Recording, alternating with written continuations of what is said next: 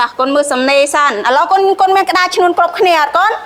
តាឥឡូវកូនយកក្តារឈ្នួនមកគ្រប់គ្នាសិនបានយកមកអូកូននេះយកក្តារឈ្នួនយកទៅបាត់ហើយទៅមួយទៅស្ទើរ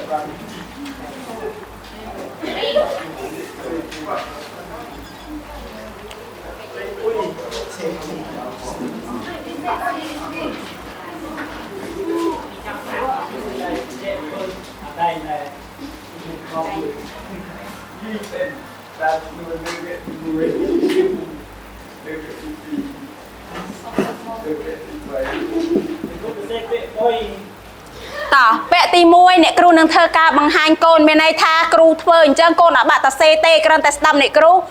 ចាតោះពាក់ទី1អ្នកគ្រូនឹងចាប់ដើមបន្លឺពាក់គិតកូនលឺអស់គ្នាអត់អ្នកគ្រូនឹងចាប់ផ្ដើមញែកថាងតើពាក្យគិតនឹងមានតួអក្សរអីគេខ្លះអញ្ចឹងកូនចាំស្ដាប់ណាគិតមានតួអក្សរកូស្រៈអេតាកូនលឺច្បាស់អត់កូនអញ្ចឹងអ្នកគ្រូនឹងសរសេរបង្ហាញកូនអូយញើឥឡូវហេ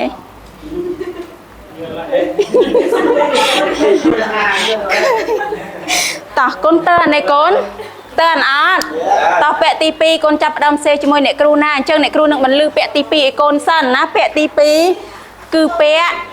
ស៊ីកូនលឺអត់កូនស៊ីតើឥឡូវកូនជួយធ្វើការអីគេអន្តរវិអីគេឈប់រាប់តួអក្សរជាមួយនឹងអ្នកគ្រូតើពាក្យស៊ីហ្នឹងមានតួអក្សរអីគេខ្លះតើកូនជួយគិតមើលសចាសស្រៈអូស្រៈអើយតើកូនសេមើលកូន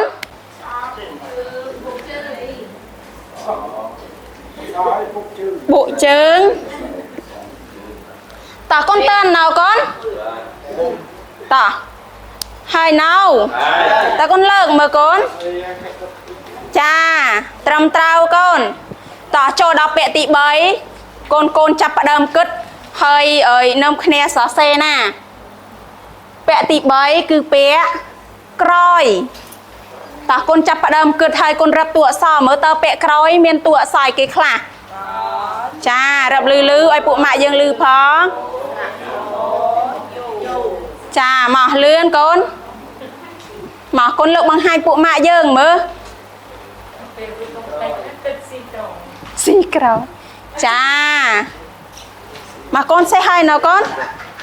ចាមកអ្នកគ្រូសុំលើកបង្ហាញឲ្យពួកម៉ាក់យើងមើលបន្តិចកូននេះឃើញអត់កូននេះពួកម៉ាក់យើងសេបែបនេះឃើញអត់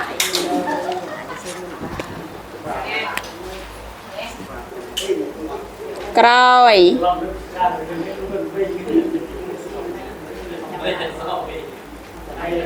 ហើយនៅកូនតើឥឡូវកូនទុកក្តារឈ្នួនចុះហើយកូនចាប់ផ្ដើមយកសៀវភៅទៅសេដៃភាសាខ្មែរមកទាំងអស់គ្នាអ្នកគ្រូនឹងហៅពាក្យឲ្យកូនសរសេរបន្តទៀតកូនយកសៀវភៅសរសេរដៃហើយឬនៅចាអញ្ចឹងកូនចាំស្ដាប់ណាពាក្យបន្ទាប់គឺពាក្យក្រសាតោះកូនចាប់ផ្ដើមសរសេរក្នុងសៀវភៅសេដៃរបស់កូនក្រសា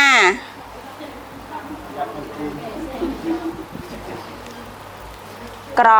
សាហើយនៅកូនចាក្រសាហើយពាក់បន្ទាប់ងងឹតអ្នកគ្រូហៅច្បាស់អត់កូនចាងងឹត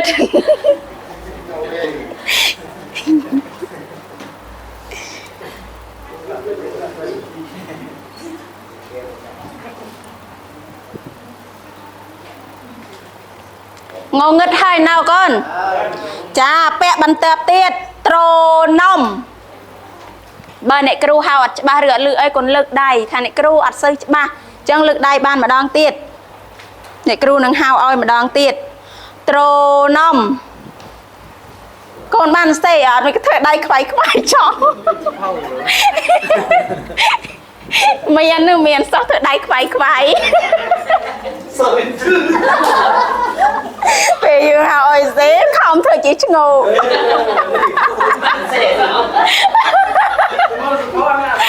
អត់ដៃ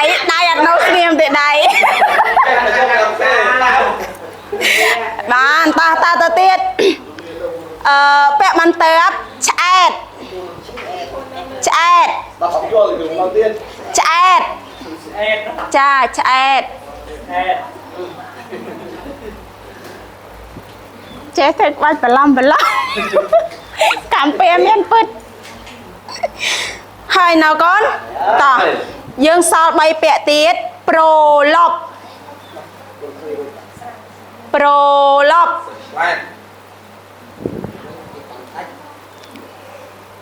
prolog hai nào con cha pẹ bàn tập tiết bon tịch bon tịch bon tạch phải giáo nhìn nhưng bon tịch bon tạch tả hai nào con pẹ trong còi sre clean sre clean